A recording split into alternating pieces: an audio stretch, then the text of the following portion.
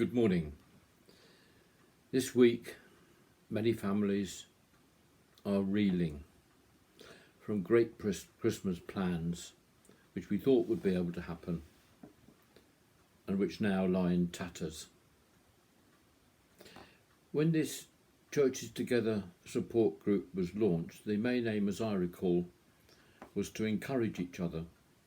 We probably all thought that that time that this pandemic situation would all be over in a few months, and we now have to admit that we were wrong.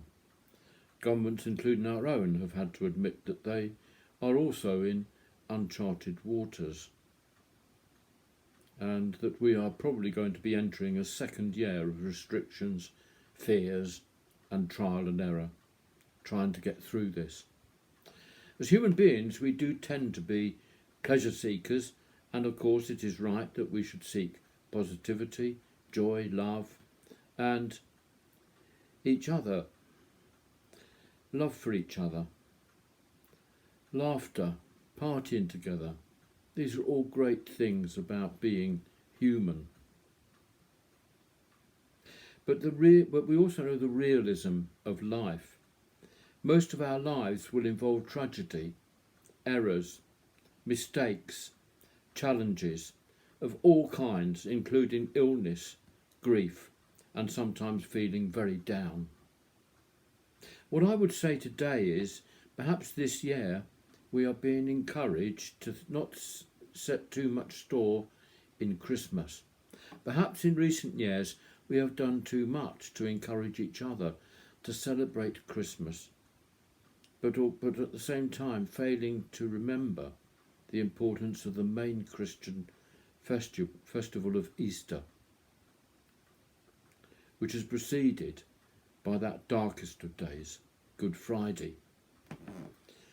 This is a real reminder that God is with us in the mess and darkness of our lives, as well as in the good times when we are jolly and bright. The Archbishop of Canterbury, Justin Selby, actually said something like this on the Andrew Marsh show last Sunday morning.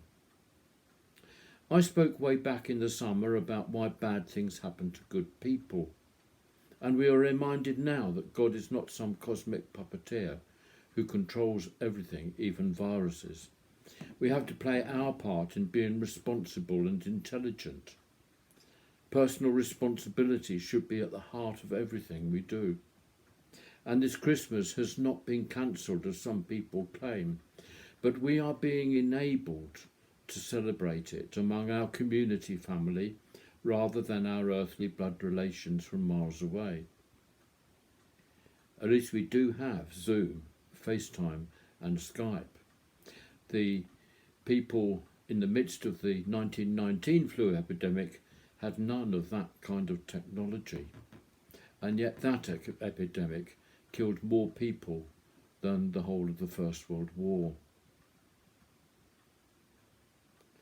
I know that this technology is not the same as a Christmas hug, but I know that we do need to take personal responsibility in everything we do and give thanks that we are here where we are in this beautiful place. Have a great Christmas, everyone, and don't let the beggars grind you down. Amen.